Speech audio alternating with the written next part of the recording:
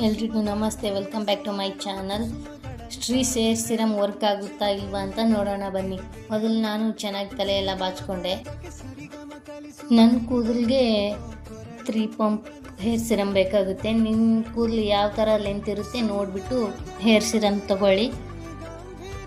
ಇದು ಡ್ರೈ ಹೇರ್ಗೆ ಆಮೇಲೆ vet ಹೇರ್ಗೆ use ಮಾಡ್ಬೋದು. ಆಮೇಲೆ ಕರ್ಲ್ ಮಾಡಬೇಕಾದ್ರೆ ಸ್ಟ್ರೇಟ್ ಮಾಡೋಕ್ಕಿಂತ ಮುಂಚೆ ಕೂಡ ಪ್ರೊಟೆಕ್ಷನ್ ಆಗಿ ಹೇರ್ ಸಿರಮ್ನ ಯೂಸ್ ಮಾಡ್ಬೋದು.